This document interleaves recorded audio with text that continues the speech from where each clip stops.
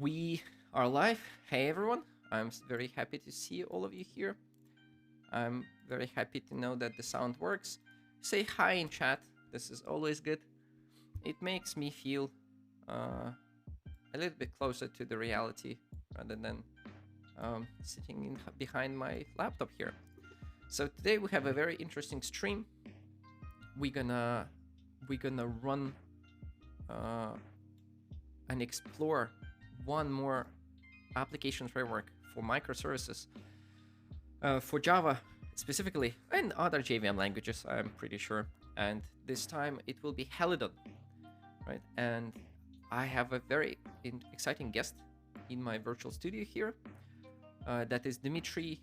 Dmitry, you can say hi. How are you doing? Hey, hello everybody.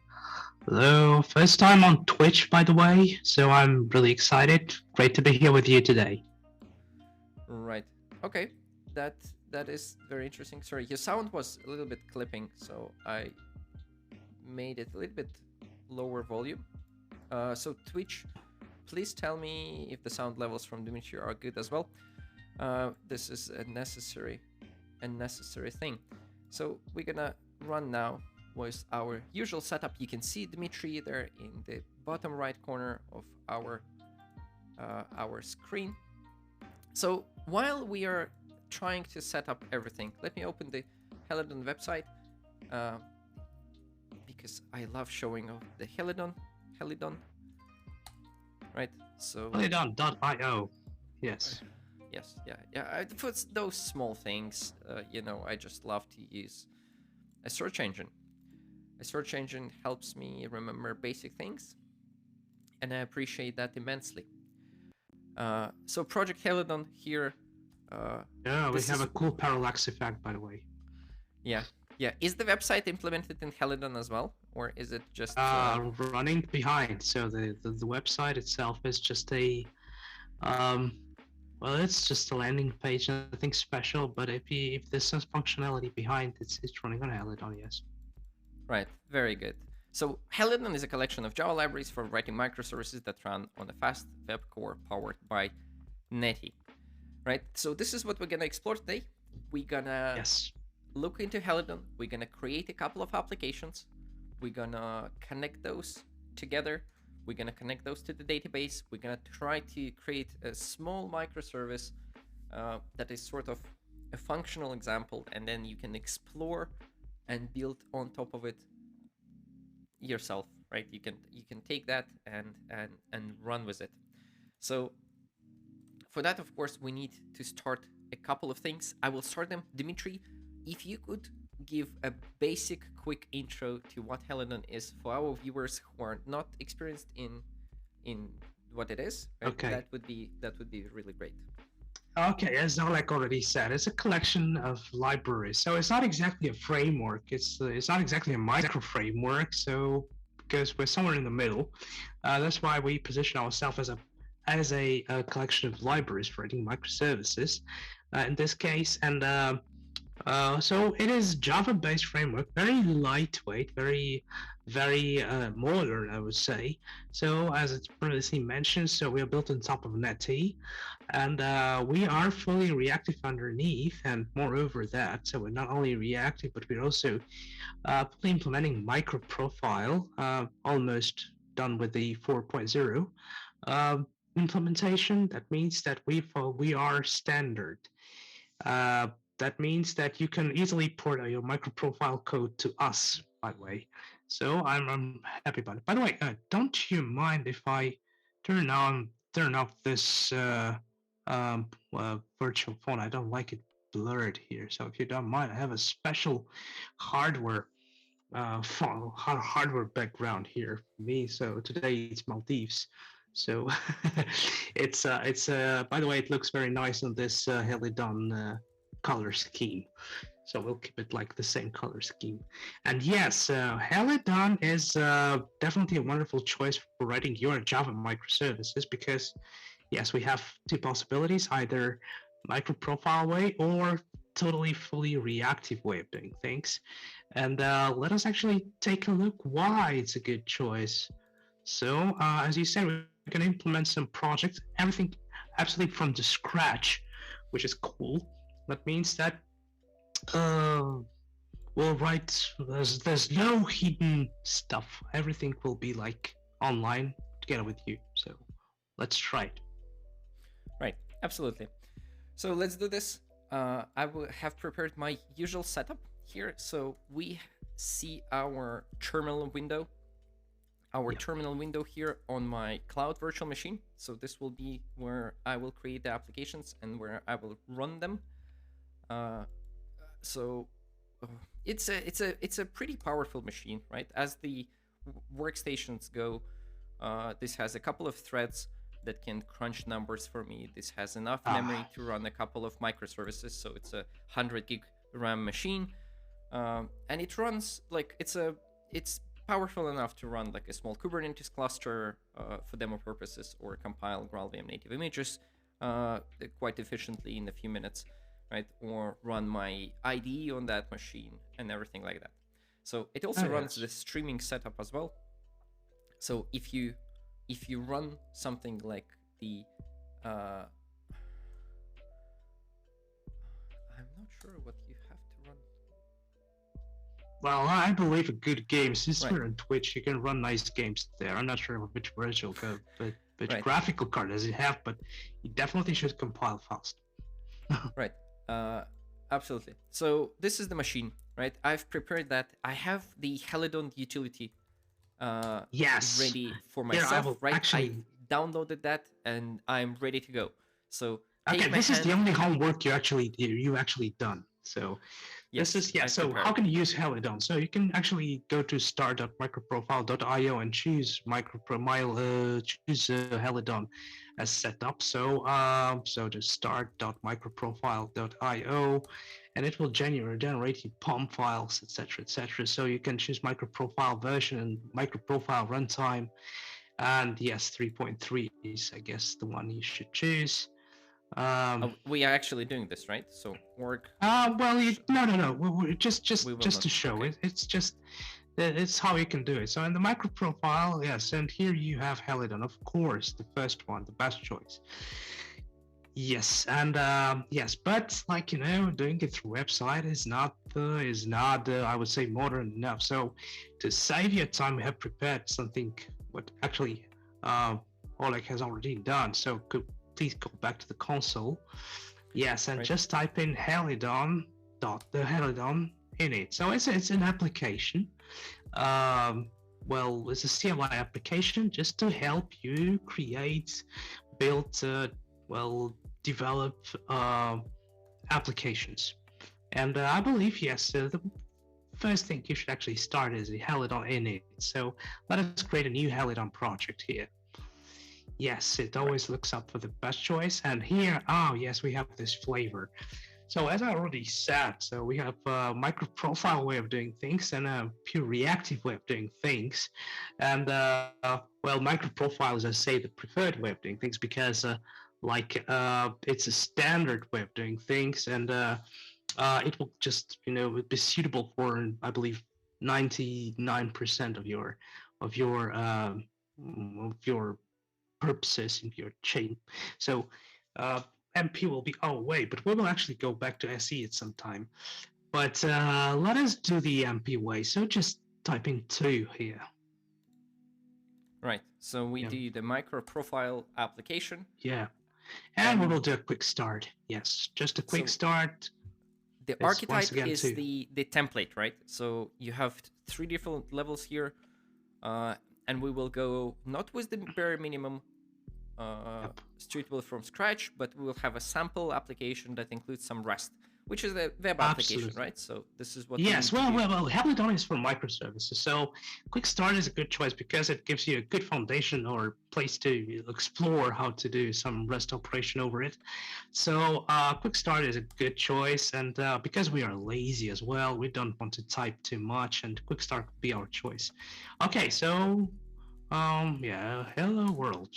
Nice, although it's a greeting service, I would say, but okay. It just answers some questions here. It reminds me of my school times, where actually we we just make some using basic language, I guess. We created some applications by answering some questions. Okay, here's one point that I want to say. So we've got this development loop. Currently it's 0, it's no. Well, we'll come to it a little bit later, but default answer is no. So just press enter. Right, so we don't want to start the development loop. Very good, very good. So we have the quick start MP directory. Yeah, here, so right? this is the project that we are what we have. You see, it's if you type tree, for example, it's a regular, quite a regular Maven application. So we got Pom XML here. We got some source for tests. We got some sources for sources. Yeah, like Java classes, and it's really simple. So this is all you need to run microservice. Currently, it's a greeting microservice. It's all you need to run it in Java. So, well, just let us open it up for a favorite IDE. So I guess you get a very cool setup for IDE as well here. Yes, absolutely. So I have this machine running the projector project from JetBrains, right? And it will run my IntelliJ IDEA. And what I will be able to do, I will be able to open the projects, and it actually runs on that remote machine fully, right? So what I need to do, I need to go to the streaming setup, live streams, quick start, what did it be? POM, right? And I open as a project. So now it will open the IDE, and it will allow me to edit the files and be fully working with my IDE the same way as I would do locally, right? And if you are guys from JetBrains, yeah. Yes, if you are watching this, right? So I will start the auto commit script.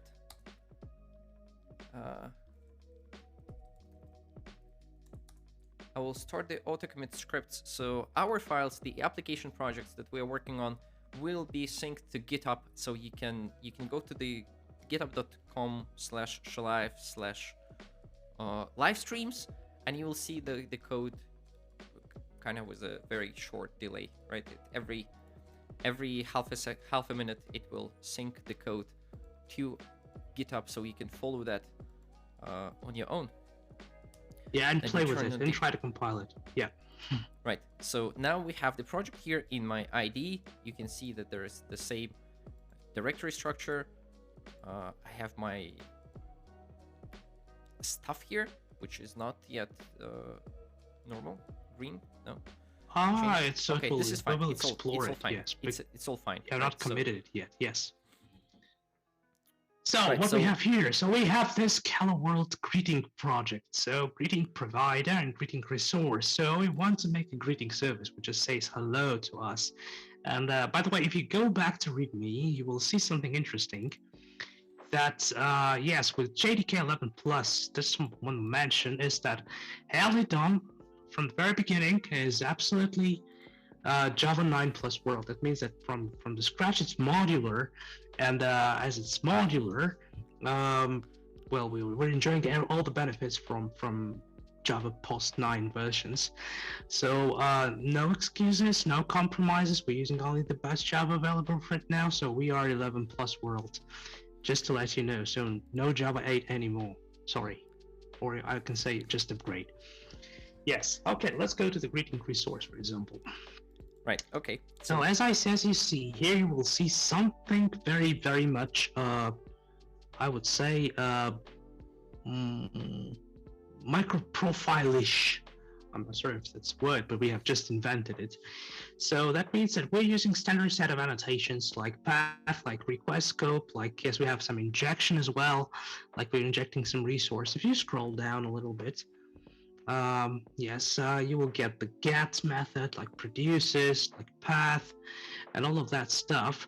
If you scroll a little bit more, then you will see even some annotated methods with a lot of annotations. Like here we are not only like making a path and saying that it actually consumes both and produces like JSONs.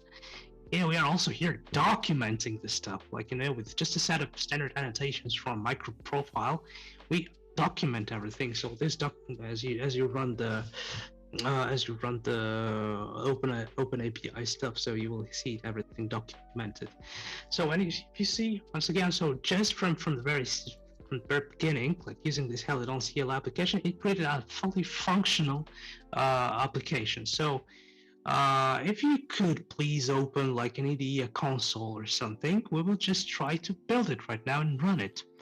Right. Yes, and how we actually do this? If you have Helidon application installed, yes, it's a Maven project. But for example, you're coming from a different world like PHP, Node.js, and you don't know what Maven is. Helidon already provides you all the infrastructure you need to run your application. So if you just type Helidon space build. Yeah. Yes. It will just create, do everything for us. It will run the build, it will do the tests, and it will create the applications for us. Like, so you got a powerful machine, man, by the way. So it runs much slower in my laptop. And now if you do then Java minus jar. Right. So I'm using Java 11, right? I'm using GraalVM, of course, right? This is my default JDK on this machine. And what I can do now, I can do Java minus jar. Target. Target. / quick starter. Yes, that's a quick starter. So, hello world in your case is hello world jar. There are some inconsistencies with the names here, but I assume this is. Well, this is something you provided in the beginning, so yes. Okay, fractions of a second, and it's running. Look, let us see what actually this thing can do. So, okay, open another console. Okay, let's go back to our thing here. Yep. Yeah, so let us do some curls. Yes, absolutely. So HTTP localhost 8080 and greet. And what we'll say is hello world, of course. Yes, you got to put this M and stuff, of course. Yes, just to. Yes. Yes. Right. So hello world is the default message. We get it. Very good. Yes, and you can type in like greet / same but green greet / like GraalVM. Greet Dmitry. Oh, Dmitry. Yeah, that's me. Okay. Cool. Hello, it Dmitry. says everything. Yeah, that's fine. We can add some other names, so we can add some other greetings, but that's not exactly cool. So out of the box, you get even more of that. So first of all, you as a MicroProfile application, let us try to do some health checks. For example, like let us see the health of the sample. So you just go there and 8080 health. Right. Look, oh, beautiful. So you got a lot of memory, man. Yes, and as you see, it gives you all the information, like everything is up and running, all the checks like that, log stick spaces, disk spaces, everything is up, running smoothly and beautifully. So our service, out of the box, provide you all the health information. But we can do even more than that. So we can do like curl and metrics. Yes, because metrics is something we need for cloud native environment. Yes, we need to monitor our metrics 8080. Yeah. Okay. This is not the JSON file, right? That's not a JSON file. Yes. So it's a Prometheus format. Yes, this is something you know. So for MicroProfile stuff to read your metrics, you need to out of the box it comes with the Prometheus format, so you can pass all this data to some Prometheus, then visualize it with Grafana and all that stuff. But you can actually read it from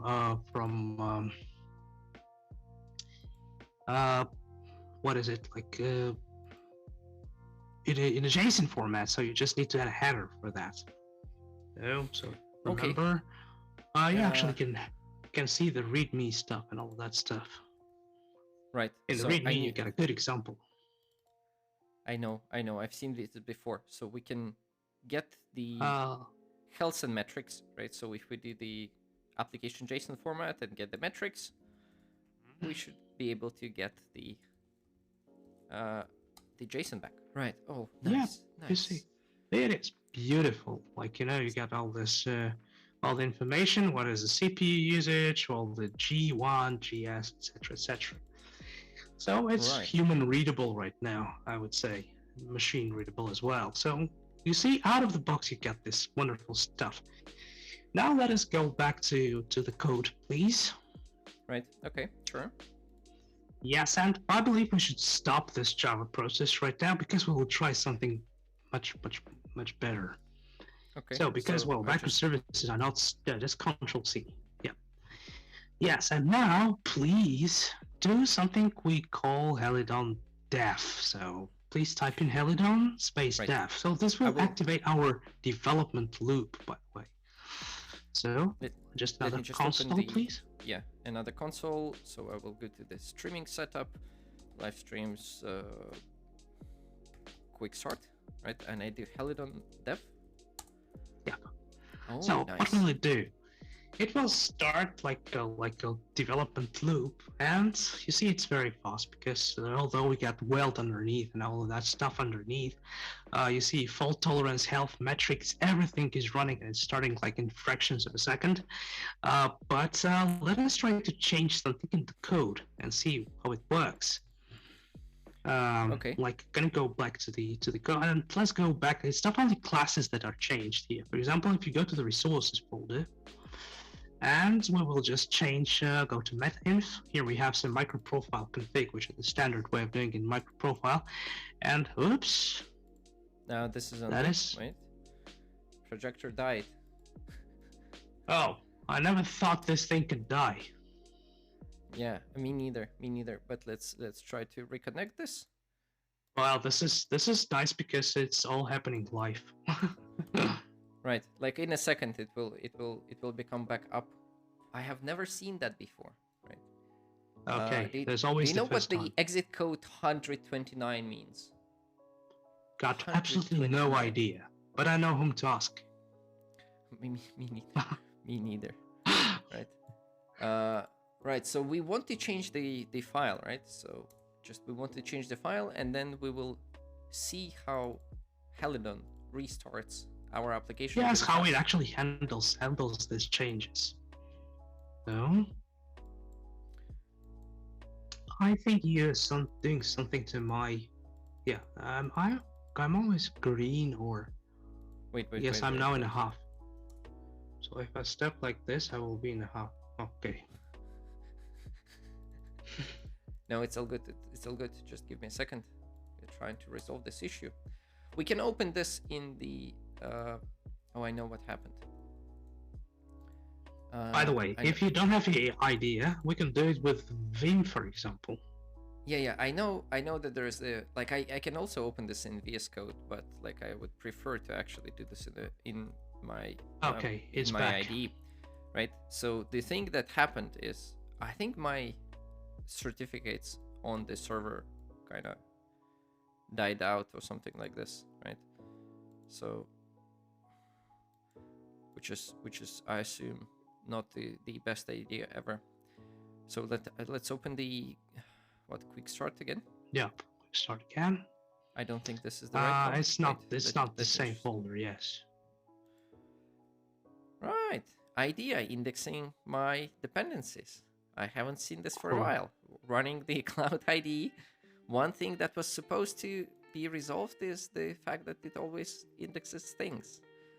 But apparently, that is not what is happening.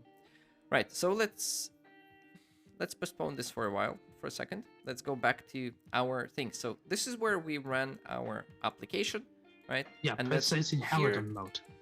Right, let's very quickly edit the application properties, right? So we had in the sources, because this is easy, right? Resources, metainf, MicroProfile config properties. Yeah, that's exactly. And you can change the upgrading, for example, to Estonian way of doing it, or Czech way. Okay, Estonia says tere, which is lovely. Which is a word in Estonian, means hello. Yes, and you see, as you change and save it, it instantaneously reloaded. So if you go to third console, like which one of them, and do some curls. No, I'll just Not do the metrics, curl but again. just a heli increase. Okay. Dmitry. You see? Very good. It's Dmitry. So you see, it's very fast and very efficient. You don't even need an IDE for that, by the way. All right. So, like, when you do the develop applications, right? Are you using an IDE?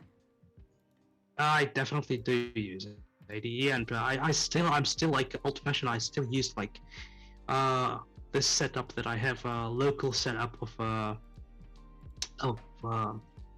IntelliJ. So I'm quite okay with that. But I'm not sure if it's a good idea to change something in production, like, but if you had all this hot deploys and all that stuff, you can even, well, actually you need a VI and that's it. So you see, you don't actually need an IDE, but actually this tool, Helidon dev mode, in dev mode actually makes it like independent from your IDE.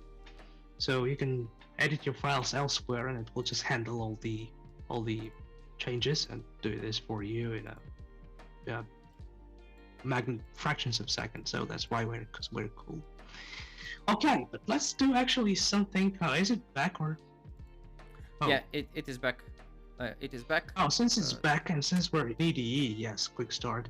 Let us do something else. Could you do double shift? Yes, I can. Double shift is the command to search everywhere.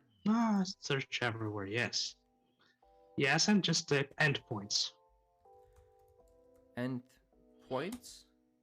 Yes. Oh yeah, this is a very cool view that inspects your project and gives you the overview of the endpoints your application has. Yes. Nice. So you see, from the very beginning, it gives you everything you need for endpoints. So you see, you can do it in VI. That's a good option, but if you do it not in the VI, but if you're using what we call the 21st century so far, if you're using this 21st century stuff, so from the very beginning you have these endpoints, and you can even play with with all the 8080 SES, just to play with all these goodies that are from IDE. You see, response, requests. So IDE is good here. Right. This is very interesting. So is this the framework support, or is this the IDE support for the framework? Like, which way the integration goes? Well, the IDE supports our framework as well, so there is some support. So I get it out of the box from IntelliJ. Okay. Is it like, I assume this is the MicroProfile thing because it's a standard. It is the CDI thing. It's CDI thing. Yes. Oh, very good. Yes. Yeah. So well, this part is of part of the spec. MicroProfile. Yes. Nice. Yeah. Nice. Yeah. And you can just use the application and develop it without leaving your IDE once. That is nice. Yep. Great. Another stuff which is like more specific to your job, by the way. Let us. Well, like you see, it's MicroProfile. It's only few files, like very easy files with all this annotation, bunch stuff, etc., etc. But you can make a GraalVM image out of that. Yeah, I've heard that Helidon is really, really good for the GraalVM native image technology because the applications are small anyway. So and it works really well. Oh, hi, yes. Jonathan. So let us actually do it. Yes. Okay. How do I do this? Do I run Helidon native image or something? Oh, yes. So what you do? The only thing you should do is actually use the profile. So now your test won't work because we have changed the greeting message itself. So you just do maven package -d skip tests, just to help skip tests, and then just without true, and then -p big P native -image. Right. So we're gonna invoke Maven, and we're gonna invoke a certain Maven plugin that will build a native image for us. And since I have GraalVM installation on my machine with the native image component installed and everything, it will use my local machine here for that particular application, right? Absolutely. Okay. Yes. Sounds right. Let us do it. Let us see how your machine, how powerful it is. and how fast you will actually build this thing. Right. I Okay. So it wonder. started building. Can you Mhm. tell me? Can you tell me how like what plugin that is? Right. Let me check and Okay, pull my there is a setup. special plugin, yes, for that. So, if you actually generate the project itself with it will generate a POM file for that. So we are Maven right now. We're using Maven mainly, and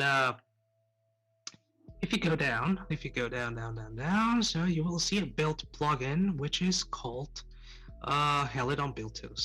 Yes, Okay. and actually this is everything you need. It will do all the packaging for you.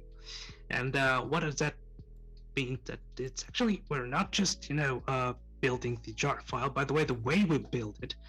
So we are aware of Docker stuff. Docker stuff. That means we use the layering used. And if you go to the project explorer itself, or just open the target directory, like you will see that I just opened the Oh, target, or just another console which opens the target. Yes, right. Okay. yes, or you will see, or just oh well, it's three. It's too much, I guess. But let's go back here. Yes, you will see there's the jar file, which is a hollow jar. That means that all the libraries that are used this is extremely small. It's only kilobytes. But since the other libraries are like put in a libs folder, uh, what does that mean? That means that if you are building like Docker images, yeah, you see a lot of them here. Actually, but they're quite small. So if you type in, it's really small, like several megs. Um, or just do this summary of that. So they are really case of memories. So if you can do it like DUDH of it, that will just give you Right. Uh, how do I do this? Libs. uh, uh DF Yeah, no 16 yeah megabytes. 16 meg. Yeah, it's only 16 megs. You see, it's like so cool. Uh, look, so we are small, like really small, and what this plugin does, it actually selectively gets all the libraries you need and just puts everything you really need to make it run. And yes, and we are aware of the Docker itself. And since we're using this layer, so every time you rebuild, you only rebuild the hello world. It's quite seldom you use you change libraries, so it just don't need to rebuild everything from scratch. So this is our cool stuff here. All right. So yeah, in the Docker file, I can see that you are packaging the jar and you copy the libraries together. Libs, yeah, yep. I And would that's expect why, yes. I would expect those to go in the other order, right? Because you want the libraries first, I no? But I'm not sure. I'm not a well, Docker expert. I'm not sure as well. So I just think this should be the way it is. I mean, so Okay. we have experts for that. We, Okay, we're let gonna us see how our build process goes. By the way, right. So it succeeded, you're right? you're you're extremely awesome machine. It ran for 3 minutes, which is quite a bit of time. Mm-hmm. It spent half of the time compiling the code to machine code, right? So in the ahead of time compilation phase, and roughly half of the time probably analyzing the application, building the graph of the classes, the objects, and everything, which is kind of cool. You can. One thing that I want to say here is, like, it uses a little bit of memory, right? It uses a few gigabytes of memory, which people very often kind of talk about, right? So I think somewhere here, what you can do, you can always do the configuration for, and this is the feature of the native image builder tool itself, right? I think it's So arcs, yeah. yes, so however you configure that, what you can do, you can pass the additional arguments for the configuration of the native image thing. So I think for Helidon, this is additional arguments, right? Absolutely. And here what I can do -J, which means pass this option to the underlying virtual machine running the thing, right? Which is the JVM currently running the native image builder. And then you can do XMX and, for example, say I want to give you like 4 gigabytes of RAM only, right? So if you have a machine that doesn't have like 100 gigabytes of RAM, or you want your build your application on the laptop and at the same time run, I don't know, like Chrome or Slack or some other like memory hungry tools, then maybe you want to limit the configuration.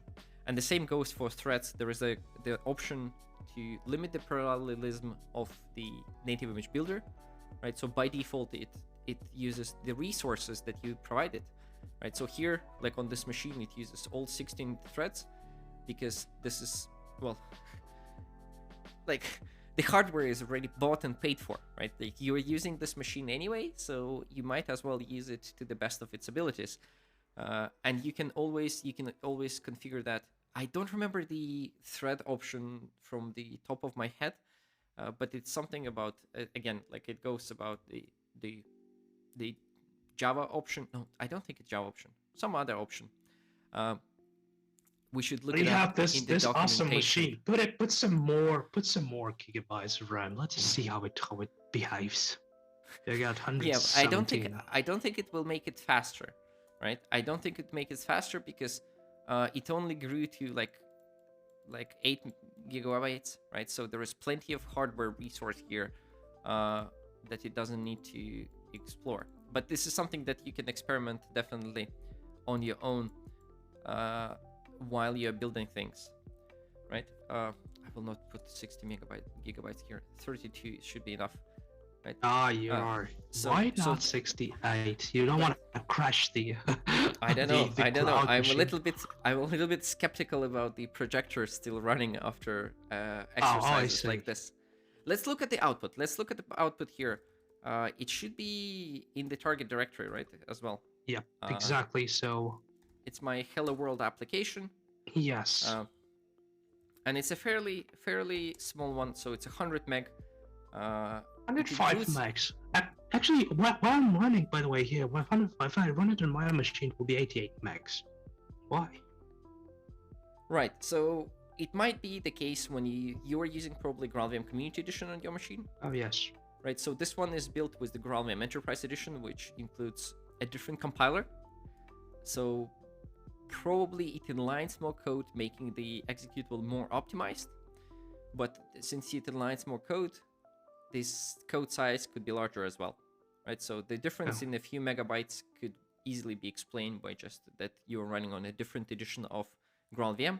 It also could be explained that by some differences in the versions, right? So if you, for example, run an older version, or you were running, oh no, for this particular project, you cannot run on Java 8 based GraalVM, but in general, if you run on Java 8 or Java 11 based GraalVMs, you can see some difference in the sizes. But one thing that you can definitely do is to use this packing utility, the universal packaging utility for executables, right? And you just can say like, I would like to compress my application, right? So it will run very quickly. And normally the UPX produces something like maybe 70 or 80% savings on the executables, maybe 70 or 60, something like this. But like I assume that this application will be 30 something megabytes. Usually it's 1/3 of the executable produced by the native image. And there are different compression options that you can run, and they will produce different results. And also you can include like even higher compression, which will require decompressing in the beginning of the runtime. So that might include some trade-offs versus the starting time, right? The startup metrics of the application. But if you use with the basic compression, like for example, 7 is the level, right? So there are levels going from -1 to -10. 7 is a good rule of thumb option that you can try with, and it produces, look, so yeah, it gives us 32 megabytes now, right here. Awesome. Right, so if I do the same thing here, it is 32 megabytes, right? And if I run this, then it should not have any penalty for that. So I do target hello world, and I assume it will start in like some milliseconds, right?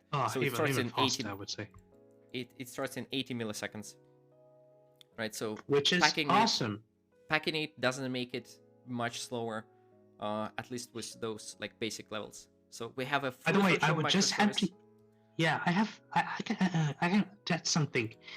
So we are proud of the fact that we are shipping Helidon MicroProfile with a fully functional CDI Oh, container. That means that it's absolutely fully supported CDI. I mean, so no restrictions and no like partial support. It's a fully functional CDI, which is Weld actually, and we made it run in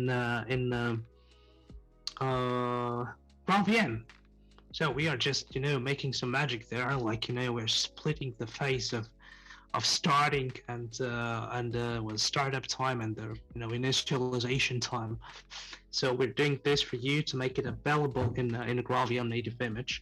That means of putting a lot of effort to put not only CDI but also the other extensions that are being used there, they to be compatible with GraalVM. And you see even packing it. So you see you get 32 megs application, which is like have everything. Like it's a resting point serving you something. It has all the fault tolerance, health metrics, etc., etc. If you run the same stuff, like just check the health in another console if you want, or like metrics, you will get absolutely the same result. Actually, really faster, and it's only 31 megs, man. right. No, So let I'm me. so much. If you do some curl like this, yes, you see, it's so fast. Yeah, I mean, like it runs on the local machine, right? Of course, it's fast, right? It doesn't need any warm up, and it's a beauty. It's a thing of beauty. I like it very much as well. Right. So this is our simple microservice using Helidon MP. This is a MP. microprofile based application. As you said, it includes CDI and all the microprofile uh, specs here. So configuration, fault tolerance, health metrics, open API, REST security server tracing. Uh, I assume those things all work because they're listed Yes. here. And this is our sample application. And it was very easy to create. It is a little bit verbose, specifically on this particular micro profile thing where you have like 10 annotations. Like I would. It's a standard way of doing things, man. So Yeah, you I can know, easily I know. port your code from everywhere. So this is our basic idea. If you have some code running on some other vendors, migrating to Helidon would be like just copy pasting the code because No, it's yeah, standard. this is excellent, right? It's a little bit verbose for my taste, but this is the standard way of doing that. So that means that people know how to do this, and projects have been using those for quite a bit of time. And if you want to start new projects using MicroProfile, you might as well check out Helidon. But let's tell me, like, there was this other thing called Helidon SE when we created the project, right? It was asking us Yes. whether we want SE or MicroProfile. What is SE? You said that this is a simpler or like a more functional way of doing applications. Yes. So let us actually go to the console if you don't mind. So and let us actually create the application. So as I told you, MP is a standard way of doing things, but SE, when we were designing back in the years, when we're designing well, the team, because I joined the team recently, the team was designing like this environment to run microservices. We intended to be small and functional and like with less magic as possible. So we actually took the netty and built on top of it well, a great setup of microservice of not microservice of libraries to serve microservices, and they are absolutely reactive, absolutely no magic there.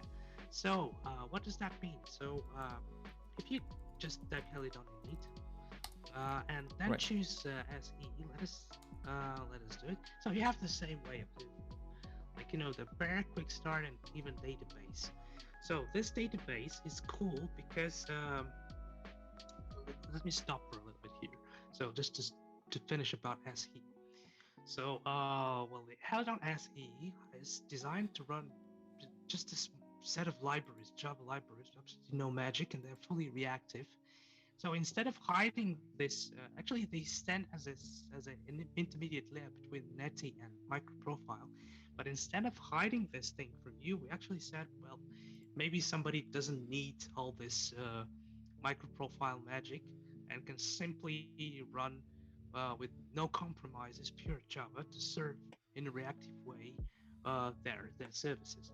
So we said, like, let us give our users a full backstage pass, as we call it, with no hidden treasures. So let the users use the best out of it. And actually, this Helidon SE is exactly your backstage pass. That means that we provide you a fully functional way of writing microservices, which gives you the same functionality, but without standards, without losing your CPU cycles on, like, the standard stuff. If you have applications which need the ultimate performance, Helidon is will be your choice for that. So moreover than that, we said, like, it's a reactive way of writing microservices, and like microservices, they usually they're stateless all the time, but they still interact with the databases. And as you know, JDBC is blocking driver, and we said, man, we have to provide some way to work with databases in a reactive way. That's why we created our so-called reactive DB client, which we are very proud of. And this reactive DB client actually wraps your blocking JDBC drivers in additional executor, and provides you a very cool interface to work with it, like with something which is running asynchronously out of the box. So here, if you type quick start, we will get absolutely the same application with the same functionality written in a quick start way. But since we're a little bit short of time, let us type 3 here and get our example with database already included here. So Right. just type 3 and answer some questions. Right, database SE, let's just go with the default values. Database SE version 1.0, database. Nice. So we have the application there. Development loop, no, I assume no. No, we don't need it now. Right, so we cool have now you will see 2 projects, right? Yes, and if we go, we just open it. Like it's absolutely the same type of application. It's a Maven application, but with less magic. Let us just jump into it. Right, let me open that in my IDE. Let me close this project and let me open the new one. Right, so we're gonna go, not the quick start, database SE, POM, open as a project. Very good. Nice. It will take just a second. Just give him some time to Okay, if you just jump a little bit into the code, you will see that it only has, first of all, it has main function, main class, which, if you scroll down a little bit, it has a public static void main method, which actually starts the server for us. You see, practically no annotations except override, I guess. And then what it actually does, so we said we have a very, very reactive way of doing things. So we create some configuration. So we have a config that can be used as a standard way of doing it. Then we have some web server. So we use massively built pattern because we find it like the best way of doing things here. And we said, okay, so here's a web server. We said that this server needs some JSON support, like JSON-P and JSON-B, get some configuration. And we started underneath. We started, and it actually presents a completable future to us, which is, well, you see, we are asynchronous, we are reactive here. And yes, it's pure Java code, which can actually be run directly out of the box. So if you scroll a little bit down. So I can just click play here and it will run? Yes, directly out of the IDE. And you'll be surprised how fast it will be. Actually, the IDE takes much of the time to compile and run it, not to compile but to analyze it. Just close it. Yes, and as you see, if you start it like next time, it will be like fractions of a second. We have our Pokemon's project. Actually, as I said, DB, so we already have a DB client here with H2 database, which is like embedded one. And as you probably see, it's a pure Java application. You can debug, run inside of your IDE, and it just works very fast. So if we do some queries there, we can see some Pokemons here, by the way. Right. So Yeah. I will go. Okay. HTTP. It wasn't the HTTPS, right?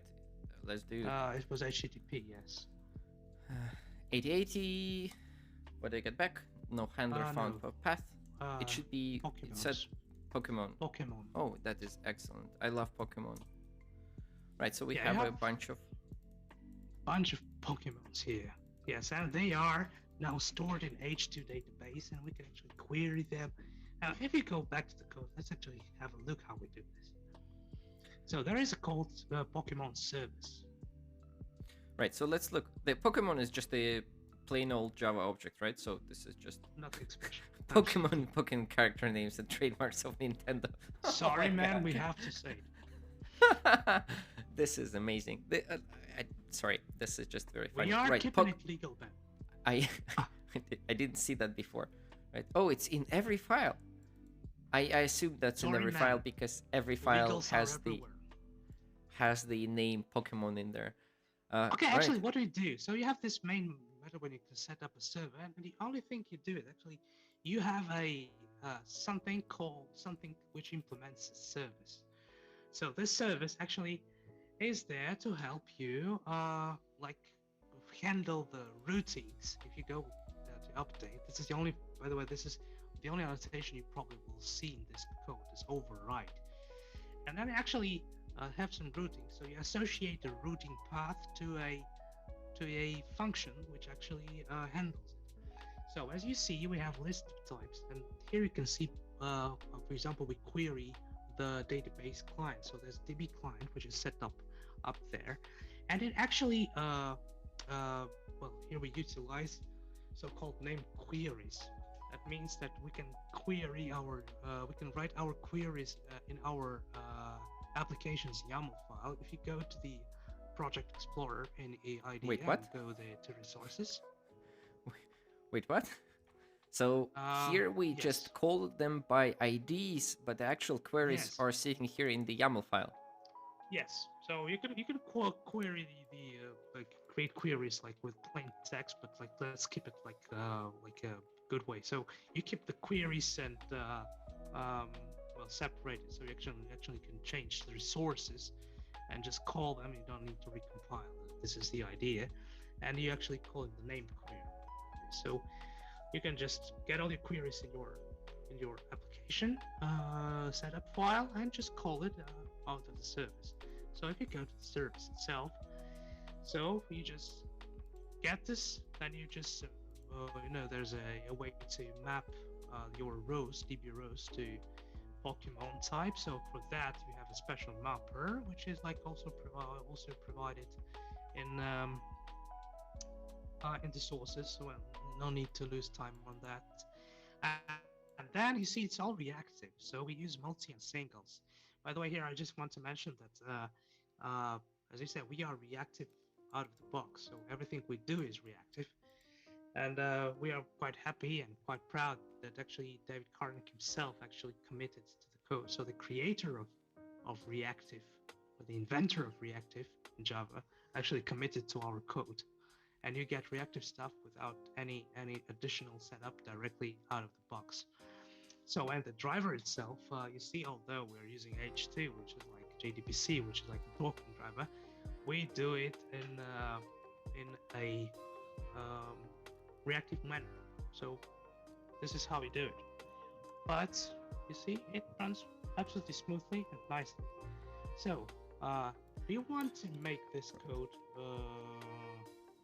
actually running in GraalVM native image, to see how small it will get. Yeah, that would be interesting, right? So far, let me just rephrase what I understood from what you said.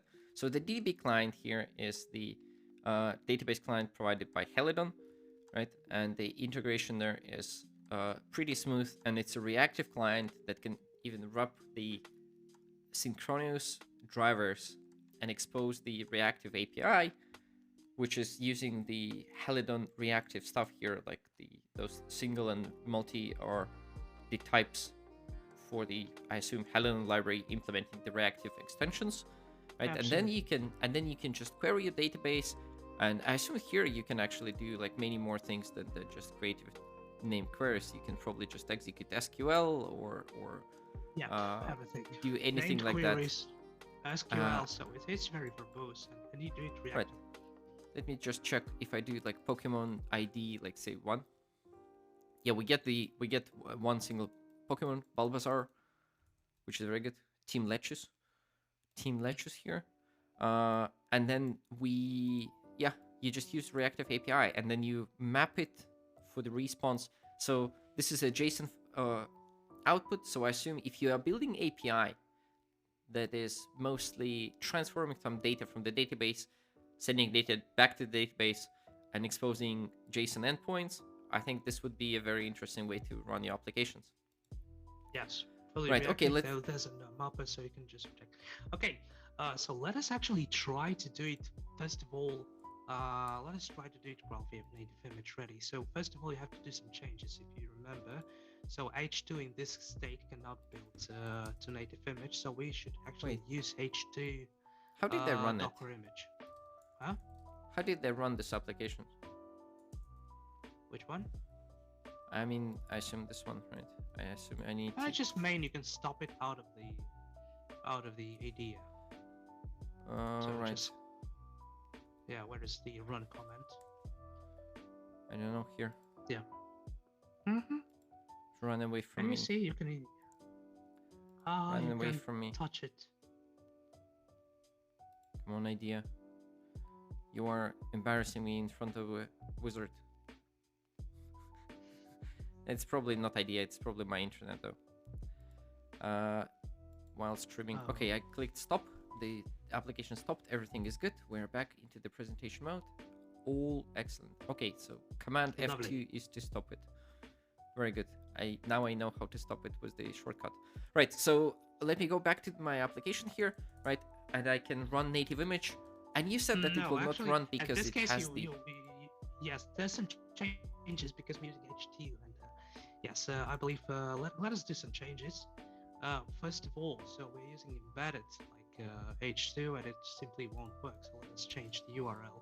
Just switch these two back.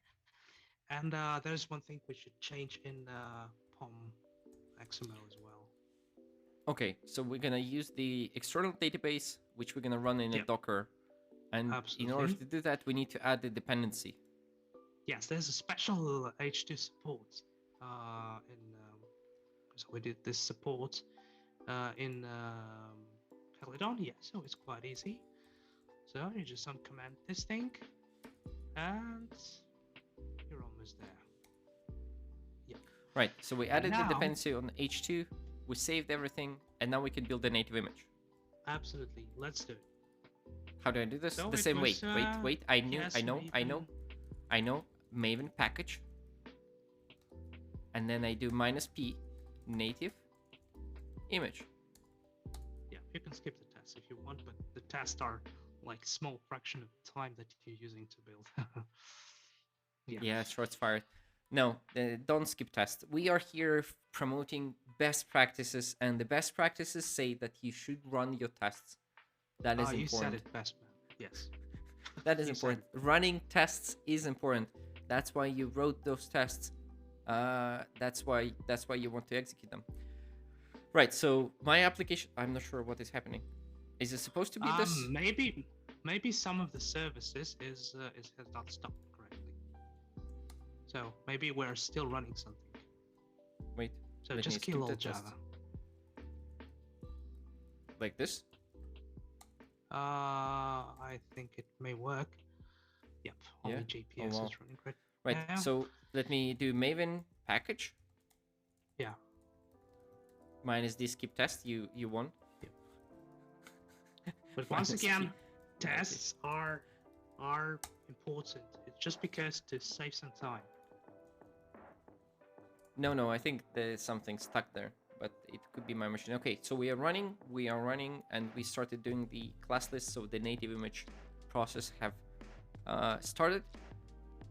While we are doing this, should we start the database? Go ahead. Ah, by the way, How do, it, how it, did, it started. how It did started the database. That's why it was stuck because there was no database. Yeah, Oh, that right. was a Yeah, Docker yeah, comment. absolutely. Right, right. So, yes, that's how it worked. There were no database, and I need to start the database. I need to start. We I have killed a the strange projector. feeling.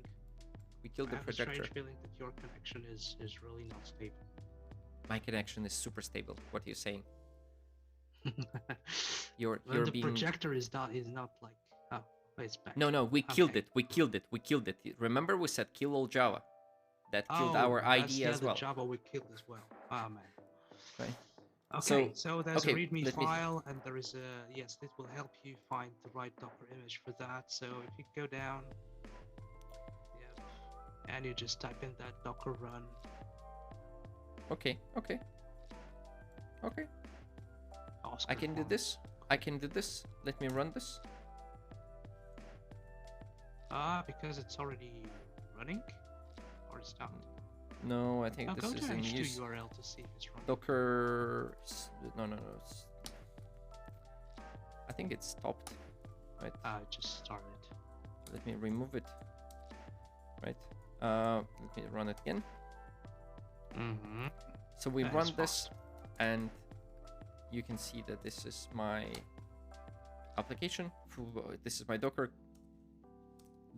thing, and my application is running. Oh, it's running web console as well. I wonder if I connect to that. Let me see if I can connect to that. Right, so it was old demo 8080. What was the question port? to the audience: who on earth ever did this? Like This is so cool. This is so cool. brings I me to my remember. childhood. I remember this console. Right, I can select star from Pokemon. I'm not sure if it's initialized, by the way. No, it's there not is yet. not found. Yes, because it's like we should run it once. Let us wait and see. I believe it's already ready, by the way. Yeah, it's Yeah. built successfully. Yeah. See, it's so. Let us just run it and see the console. Targets Databases. and databases. See? Yeah, it's super Nice. fast. Yep. Super fast. Let us see the. Yeah. Do we have any upgrades? Yeah, we have the Bulbasaur still here. Yep. Let us see the console, by the way. Here we. Just I think we refresh need it. to. Yeah, we have the you see. Pokemon and Pokemon type. Oh Right? yes. So select star from Pokemon. Run. This is so cool. I can edit it as well. Insert into Pokemon. Values. 7. 7. Charizard. And it's a fire type, so we do 10. Because every Pokemon set should have the Charizard, right? Right? Let's see. Let us see here. Do we have a Charizard? Yes, we have a Charizard. Excellent. This is a dream of any Pokemon trainer to have a Charizard. So I hear. Cool. So I hear. Right. Okay. So our application runs. This is very cool. It started very fast. You see how fast it was? Yes, but I wonder if we package it. Let me check. Okay, so it's 50 meg. So it's larger actually than the packed MicroProfile. Right. But I'm sure if we run the same command, it will be like. Yeah, but like, does it actually matter, right? If we can pack the MicroProfile and get a smaller result than that, then maybe yeah. I think it is. I think it will be 1/3 of 52. That is 17 megabytes. My bet is on 17 megabytes. We need to vote. 17 megabyte. I say like 20 megs. People in chat, type how much do you think this executable file will be. I hid the screen so we don't see the result there.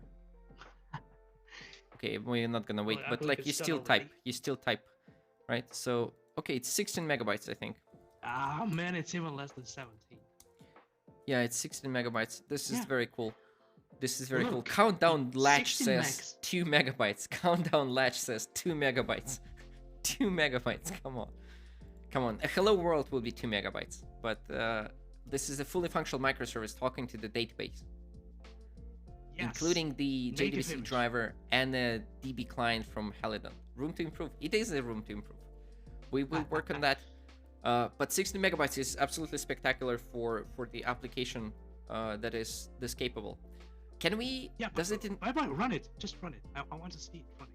Like, run it. Okay. And, I mean, like, you are a guest, so anything for you. Yeah. This is not it. The, does it? Oh, yes. You see, but it does. I don't. You see, it did not even write the startup time because it's like, it's nothing. Yeah, without the startup time, it's a little bit uncomfortable to. Why do we see? I think it uses more time just to type in the console than to start itself, actually.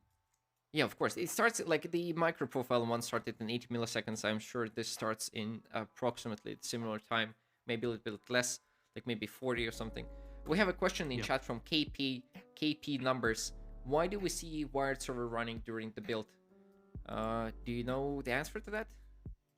Why does the build wired server?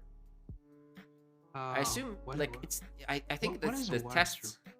I don't know. Yeah, it's tests. I mean, so the tests are like, it runs the tests.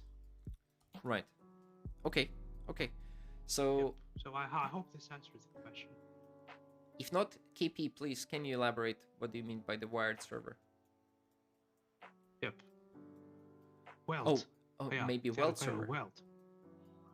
Well, weld was, I think it was for MP. You see weld, yes, somewhere up there. Yes, for the MicroProfile, we saw weld here. We didn't. I don't think we saw any weld here because I assume there is. Let us go to your native image build. We see interesting messages. What that could be? Which one? Where? What do you mean? Here? Yeah. Stop. Oh, warning. Helidon features. I don't see world wild and weld. This is the Helidon SE application. I don't think it features CPI it does not have, because the dependency injection is done using new and passing the objects to other objects. There is no dependency injection. Yeah, in this site. So KP, for the Helidon SE, you should not see weld during the build. For the MicroProfile based one, I assume you can see parts of weld code running because native image, what it does, it initializes some classes, it looks through the list of classes, it builds the universe of objects for your application, and that means that some classes could run to a certain extent. So when classes are initialized, for example, their static initializers are being run. So that means that you can see some output for the initialization, for example, for pre-computing the object graph for the dependency injection at build time. I think that's why you see weld during the build time for native image, because it covers a part of your application lifecycle. I hope that answers. Pretty awesome. But maybe it has values, by the way. Okay, we're done. But let us a little bit extend our functionality. So it's all done like with generated code. Let's write some code, and this writing some code may be cool for us, because web services are not only serving data, they also consume data. So absolutely. Let us actually connect two worlds of greeting service, which is like a separate service, and our Pokemon database service, and let us create something. I just want to play with it, like Pokemon greeting service. What do you say? So okay, Pokemon. I see. So what you're suggesting that we're gonna extend this application and make it query our other application that we built. Yeah. Very good. Okay, like how do I do this? I need to add a dependency, right? Yes. First of all, actually, let us start with the application YAML file, and change the port. So now it's 8080 since the already built services running on 8081 or 1990, whatever you want. So just change the ports. Oh, I love 1990, Okay. and that will be just enough. Anything for you. Okay, so we changed the port Absolutely. on this application so we can go and start our greeting service. Yes, but Normally. wait. Yes, that will be, it will start and we'll write it. Let's go back to the code. Okay. And now let us go to the POM file. Okay, POM file. So POM file. So we need to consume other services. So we become a client. And actually to test our services, we already use so-called web clients. So Helidon has got only DB client, which is reactive. We also have a reactive web client. So we are absolutely reactive everywhere. So if you scroll a little bit down, you will see even more down, I believe. Yes, web client. It's used in the test scope. If you just remove the test scope, we can use it. Right. Okay. In So our we service make as well. we make the web client available to our application during Not the only in normal life tests. cycle, right? Not only Yeah. in tests. Okay. So we have the web client. Now we need to write some code using that. Yes. Yeah. So just go to the Pokemon service. Then scroll up. Yep, I'm trying. Right. So we have the DB client here as the field. Yeah, and underneath, as just type in, go to under DB client, the private final web client. Okay. In a second. Right.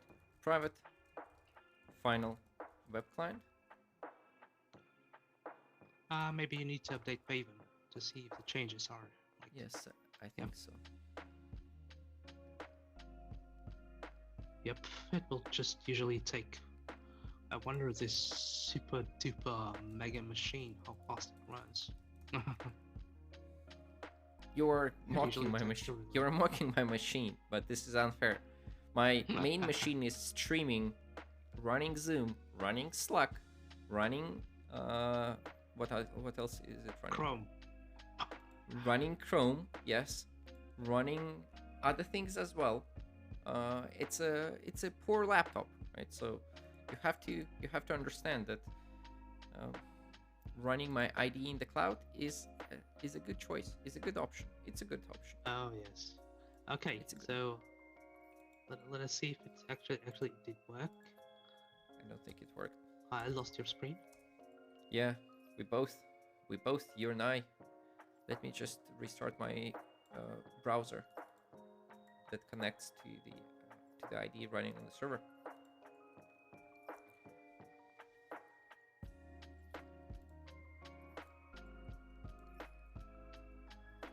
Okay.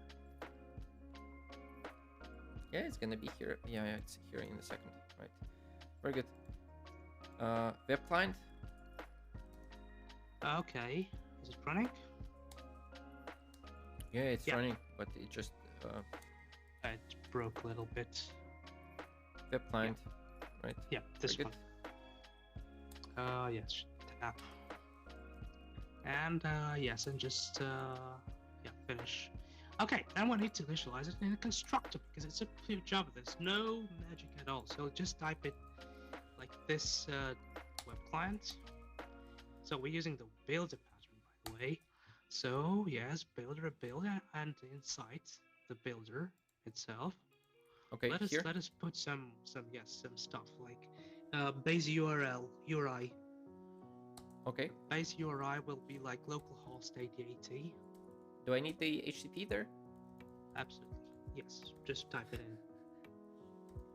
Okay. And just add some media support for that. Media support. Just next line, please. Like add media support. And yes, inside there will be like JSONP support. JSONP will be enough. JSONP supports.create. So that's why this way we will help our web client, read and write JSONP objects. Okay. Now let us create a helper function, which is like, so okay, you have a choice here, so I'll provide you a choice. So you want to make it in completable futures way, like, because we're reactive and everything is completable futures, or you want to make it in pure, I would say, Helidon way, which uses reactive stuff, like, multis and singles. Oh no, absolutely, the Helidon way. I assume that the web client works the best with like this is the in Helidon application. Helidon way is the recommended way, right? Oh yes, so let us do it then the, I would say, really cool way. So let us create a helper function, like somewhere underneath. Go scroll down. Right. Okay. Even okay. So like get Pokemon with greetings, I would say. So like a private, yeah, somewhere underneath. It's a private function. All of them are private, by the way. So because it's the only thing which is exposed is update. So just somewhere underneath. Oh wait, I'm creating a new method, right? So private. Yeah, new method. It's private. Void. And then, no, greet it's Pokemon. not void. Now let us help. No, it's not void. It's like it will return like object. So it will be single. Type single. Yep. Of JSON object. So this will be like something will return JSON object. Okay. Yep. This one.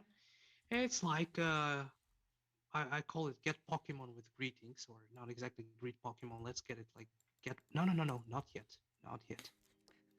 Not right, yet. So we need to. It's a helper method. No. Okay. Okay. Get Don't Pokemon. need server request response right now. Get Pokemon with greeting. And the only parameter it will get is the Pokemon. Pokemon, not Pokemon. Right. Yeah.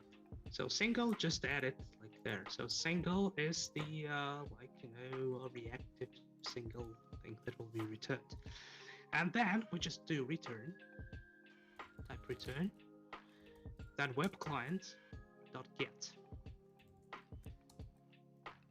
And then on path, like string, we do greet, and then we do plus Pokemon name, name, yeah. And yeah, no, not exactly. So we just need to place the request. So you just type request. No. Request. Yes, and the request should be returned as a JSON object. So request, and then JSON object class. So the request will be mapped to JSON object class. Okay, and this will run an asynchronous request to our other service, and return the JSON object, which is I assume the greeting for the Pokemon, and that would be our reactive object, right? Okay, cool. Yes, exactly. So then actually now comes like a little bit more like complicated setup. So let us actually do another method which will actually serve this stuff. So and now private void. So I just copied get Pokemon by ID. So I would do. You just actually copy the all method itself. Yeah, greet Pokemon by ID. Fantastic. Just copy that method entirely. Yeah, I copied. This is like the new method. Look, greet Pokemon. Like get transforms to greet in a very natural way. Okay, greet Pokemon by ID. Lovely. And yeah, countdown latch. Yeah, that was the Helidon icon in the ID. I think so. Okay, but we need to change something. Oh, cute. I love it. Look at this beauty. Right, we need to change something. So we have query ID support. And we now, query the Pokemon, and then we execute. Yes, and now, then accept. So we need to make an intermediate. So we're not only just sending request response. So you just delete everything between then and exception. Accept, then accept and exception. Like here? Yep. And just leave the exception. But I thought we just need to... Between lines... No. It's a little bit more complicated. So between lines 64 and 70, just delete it. Yes, maybe row. So this one is 64 also, just delete it. Okay. Yep. And then I will do something very strange because, like we are returning. Okay.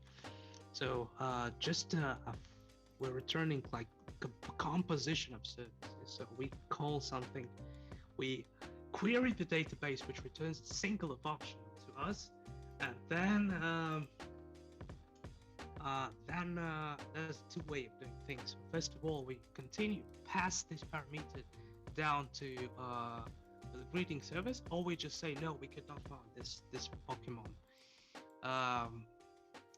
Lovely. Okay, so let's just type it. Actually, next line. After the execute. After the execution. Yeah. Right. Okay. Then do flat map single. Yes, we get a maybe row. So maybe row, it's like an optional row. So maybe row. Maybe maybe row. Then use it. Don't need it. Just maybe row. No. Just delete the.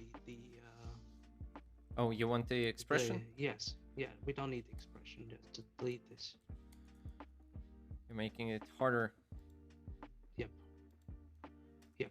I make it the hardest way. I want to make it beautiful. So maybe row, delete this one. Then type in again maybe row, then dot map. Right, so we are mapping the maybe row to the Pokemon class, right? Yes, actually, so we get this. No, no, not exactly. Wait, you're so fast. No. We need to, as we get the Pokemon, we need to call our helper method to call the service. It will return a single to us. So just type in dbRow or a variable name. dbRow. Then arrow. And then get Pokemon greeting, whatever we wrote this helper method. Yep. And then we need to do the Pokemon class. As Pokemon, yes, exactly. Why are we doing this so complicated? Right. We are doing it reactive way. This is the most reactive way ever. So let's do it. But can it? So this may be row is the row that we are returning. So we're gonna flat map that into the Pokemon, and then we're gonna do flat map that for the request. No, I think this is the. Yes, but first of all, no, we need to do this fork operation because there may be no such person like. So if you type in a Pokemon that ID that does not exist, we need to fork situation. That's why we're doing this a little bit more complicated. So just believe me, trust me, man, trust me. Do the Pokemon class. Yep. Okay. Now there are too many of these. Yes. Then do next line, please. Wait, like there are too many. So there's the map. No, it's okay. 3 is okay. Right. Okay, not 4. 3. What do you mean 3? This is the flat map single. Yep. Then we need to do, well, because there's a map, there's another fork of the operation, which is or else get. So, here. Wait, why doesn't this compile? Wait, something doesn't compile. Like you're. It's not yet ready. It's not yet ready. It's okay. No. Just no, not here. One before, yes, or else. And just type in another row. I would say or else should be another row. You're making this harder. We write code the way we write code, and then we let the IDE format it. Chat, do you agree? Okay. Lovely. Okay, let's do it again. So, actually, in the chat I pasted some helper stuff just to make it easier for you, so you can just copy paste it. But the idea is that if something is not found, we just send not found. So it's not found. So if you go to or, then inside the or else get method. Right. No. Go back. No, not this one. We're making it reactive, man. Okay, or else we need to return the So greeting, now, right? yes. So now we need some spy. So that means that once again, I forgot the name of this thing. Like, just take a look at your chart. Yeah. Like I'm trying to understand what you're trying to say here, but Yes. So once again, right. so we are So trying to make a lambda. So make an empty lambda. right here we Inside have a or else lambda, get, right? or Okay. else it's not or else. It's not or else. It's or else get. Or else get. Very good. Yes. Lovely. Then, because it's not found, you can just like send not found. Just type Send in send not. send not found. Yes. Yes, and here you can say Response. something. No response, and then say Dmitry makes things complicated. yes, makes things reactive. No, complicated. Like I know reactive. Look, I know reactive when I see it, right? It's very simple. If your code operates with like maps and you see a lot of arrows, that is reactive, right? Yes, so we are Probably exactly there is a library that is handling back pressure and all other reactive things, right? If you have to do those like forks in your reactive structure, that makes code complicated. Yes, it is. Yes, Yeah, we are like doing we are... it the best way. We were doing good service. Okay, send not found, and just type in another road. And because it has to return something, well, otherwise it will not compile. So next row, just return single empty. Single empty, an empty single, right? Because we need to return something. It doesn't compile here. Yeah. Good. And then the next stop will be, okay, let's go there, go back there. So before exceptionally. Here. Before exceptionally. So this is where we get our Pokemon greeting, right? Yes. Right. We do for single. For single, and we consume that entity, and we send response. Yes. No. It's actually response. Double. Okay. We'll just method reference send. Right. See, this is not intuitive for like a novice like me. I would assume that there is a send method there. I would assume that there is a send method that just like this, there is a send method. I can use send method, but just a little bit baitless. Like, we are using send, not found. Yeah. I feel a pull request shaping up here. Yes. This response send should be a send method. Yes. Okay. Right. So this is good. Right. Let me tell you what we wrote. Right. We are querying the Pokemon by ID, and then we mapping that to a Pokemon class, right? And then we are or returning an empty response, right? And setting not found. And if we have the Pokemon, we query the greeting service and greet that Pokemon, and then write this output into the response. And all this thing is reactive. Let us actually return it. That's one last thing we should do is actually wire this greet Pokemon service to a URL. So go back to the update method. Right. Okay, just here. Yes, right? And we just do another get. Right, so, I assume this works like that. So Pokemon greet ID. Right. Yeah. And here we just do get the method is like yes. Yep. And now you can compile it, and first of all, just make sure that the other service, greeting service, is running. So just open a console. I'm reformatting the 100 lines of code, so which is an impossible task for 1 to 3 lines. Oh my god. For the IDE. Yeah, it reminds me of Python a lot. Like I stumble in Python in a very similar manner. Where did you go? Everything is flying around. I don't want this. I want this. Right. Okay. Okay. Let me compile this. So here I will start my file. First, make sure that the other service is running. Helidon init. No. Helidon dev. We already. Right? No. We already had the service, man. We already. Java minus Java. Oh yes, we had a native image of that even. Yes. Right. Target. Hello world. It's just hello world. Hello world. Hello world. Very good. Yes. Right. Our hello world is running. Yes, it's the greeting service. So you can just check if it's running. I think we're getting there. Like, yeah. It's not Pokemon, it's greet. Yeah, it's greet, of course. Greet Terra world. Terra. Very good. Yes, we are. If they do greet your name, for example, it will say Terra Oleg. Oleg. Yes, very good. No. Terra Wait, Oleg. yeah. Very good. It's working. Now let's compile the other service and run it. So you can do it directly from the ED. You don't need to do something special. Just run it. So go to the main class and just run it. Okay, I'm in my main class and I click play. Run.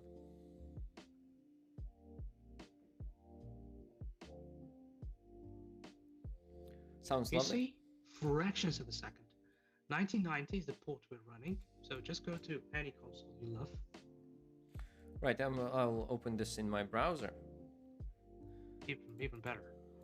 So it's like you just have to click it. So 1990, Pokemon, greet, and then one, for example. Terra Charizard. Right, so what we did, we wired together two services, right? And this reactive service, the Helidon SE implementation, queries the database, queries the other service, publishes the thing, right? So this is actually this is the full microservice that is necessary for running. How did we just go to the browser once? Please go to the browser. Yeah, I'm in the browser. Well, you can just make it native image if you want. So go to the browser and type, for example, greet 100. Okay, so this is the past where. Yes. This is the past where we hit the exceptions.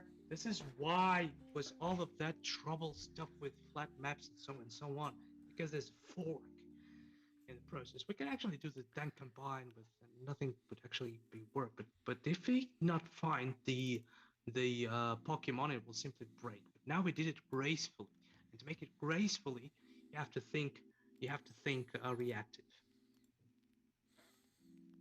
Oh yes. This is kind of cool. This is so here we By the just way, like. I just want to thank Daniel and David, so the guys who actually helped me this morning to make it really nice. So this morning I did my homework together with them. So Daniel. Oh right, so you spent time figuring those lambdas. Absolutely. That's why you were so that's where you were so confident saying like, oh no, you have to count 3 parentheses and then do O else get. That's why I understand now. I understand now. Chad, he came prepared. Yeah. Right. This is a little bit hard, right? You see, only 4 lines of code, but it is hard because it's reactive. But it's ultimate performance. Once again, you see, there is no magic. I mean, so once again, MP is definitely your choice if you want to do things standard, in a standard way, in MicroProfile way. If you want to make your codes portable, or if you want to port, the best option will be to port your code to Helidon. MP is your way. But for example, if you're kind of a Netflix or something, and you want to make ultimate performance to serve thousands, millions, and billions of people with no performance losses, so Helidon is pure Java, which, as you see, compiles to native image. 16 megs native image, man. Is it 16? Now it's not, because you just compiled it, and then now you have to make it like with the package. No, I think it's even larger, because now it includes the web client, right? It's web, yes. That will be let's see how much. 57. How much was it before? 52. 52. So 5 megabytes for web client. That is good. The UPX. Right. Let's compress that as well. And I'm gonna stop it here in my IDE. Command F2. We stopped it. So that's why I just want to compress, let it run to fullest. So 1/3 of this, it was 17 before. Less than 20 megs or more than 20 megs? Less than 20 megs, 100%. Because it was, like 1/3 is a good rule of thumb. So 57, I think it would be 19 meg. 19 meg for the web application that, No, 17 meg. 17. It's 18. Like nothing Yeah, changed. 17. Nothing changed. Right, but it's almost 18, right? So 17, 700 things, and it still runs very fast, right? So I can run. Database. It talks to the database. Web Web client. Dmitry makes things nice, and if we try to greet, like say a Bulbasaur, we can see here a very Estonian Bulbasaur is greeting us back with a friendly message. No, this is very cool. This is very cool. This is the sample microservice. It's very easy to do, right? Like this reactive stuff took us a little bit of time to figure out, but preparing that was very simple, right? So one thing that I assume would be a little bit better, so the configuration for the web client will probably come from the application, from the properties files somehow, but this is the minor thing to do. The same way we configured the database client from there. I think this is easy to do. And then your application is ready to be... This is for homework. Yeah, this is for the enthusiasts, right? So I think this is a very cool demonstration of technology, right? We've built a small fleet of microservices consisting of 2 microservices, which is 1 microservice more than I usually build for the demo purposes. So that was very cool. And they talk to each other, it runs, and literally, yeah, it is less than 20 megabytes large. And this is sort of this is not a statically linked executable, right? So you cannot run it in a fully from scratch empty Docker container, but you can run it with a minimal operating system that has just the glibc and everything. So for example, you can run it in a distroless container, and that would be the just fully packaged, right? And distroless would add another 16, 17 megabytes. So your total Docker container size will be 30 meg, but it will be like fully standalone, which is very, very cool. Right. And you see in the clouds you pay as you go, so the startup time, you're just not paying it because it's... Yeah, but this is very normal with native image, right? This is not something that is very uncommon here. What is cool? What is cool is the fully reactive support, right? So DB client is reactive, the web client is reactive. We do our stuff in a reactive way. So you see, yes, it's breaking our brains totally, but only with a few lines of code. It's absolutely, yes. And you can do, by the way, for homework, you can do the same with completable future. Right, no, I'm fine with this, those single and multi. Single and multi, because this is fine. Like I'm not touching this code particularly again. I will start maybe with the new service without Pokemon if I need to do something functional. Right. I think, chat, this is a good time to ask questions. I think this is a very reasonable time to ask questions. And Dmitry, one question for me immediately. If I would like to learn more about Helidon and the integrations that it provides, I would like, what's the best source of information on that? GitHub. So Helidon is Apache 2.0 license. So if you go to github/oracle/Helidon, yes, you will see, first of all of its code. So we're beautiful because it's Apache 2.0 license, and it works out of the box. So there's a bunch of examples. So you go to examples, yeah, so we just download and you get everything here. So it's DB client, GraphQL support, a lot of integrations like we're doing now the Neo4j integration, we do OCI integrations, etc., quick starters, everything, web client, web server, TLS, everything you need, so it's here. So just play with it. By the way, just a small like shameless plug from my side that I've started a project which is the same stuff in Kotlin. So yes, so it's not here. It's under my repo right now. So we can do Dmitry Alexandrov. The Alexandrov. Alex I assume. So, no, not KS but X. Yes, Alexandrov, and I assume it's Helidon. No, not yet. So just go there. Yes, just go to. No, this is the Helidon repo. But if you go to just my repo, Alexandrov, go up. No, not here. Up. There's a separate repo for that. Wait, like not this is Helidon, Alex.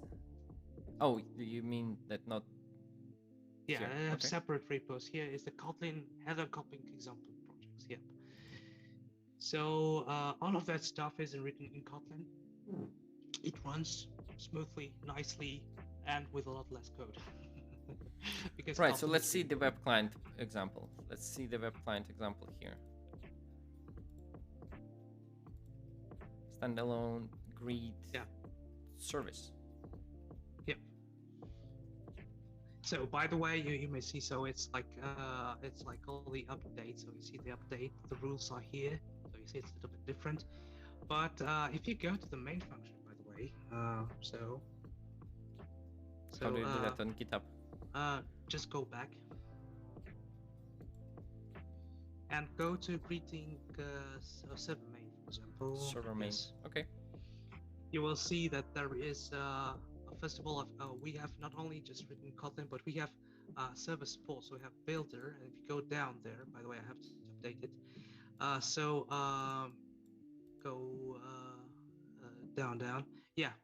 Oh, I have to update this thing. By the way, yes, we're using builders, but we have a Kotlin DSL for that, so we can actually set up everything. If you go to Quick Start, for example, if you go back to Quick Start, You so mean if like you yes, web client, and you go to Quick Starts and Helidon SE, Quick Start SE. So and then sources and all of that stuff. Oh, wait. Sources, right? Main. Yep. Oh, I know what. Like, you know what? Like, I always wanted to try this for the real project. So there is a service called GitHub 1S. Shout out to GitHub 1S. And it will allow us to navigate our GitHub repository in a VS Code-like environment. Oh my god, never actually knew that. Right, so okay, so we have quick starts, quick start SE, main, Java, main KT. So, and if you go down a little bit, so you see there's a DSL, like there's for example web routing builder. So we're just typing like web routing and register metrics, health, and all of that stuff. It works, so we don't use builder. So it's like wrapping everything to us. If you go up there, you will see the web server configuration as well. Up there, more up, line 48. Yeah, you see web server is configured like this.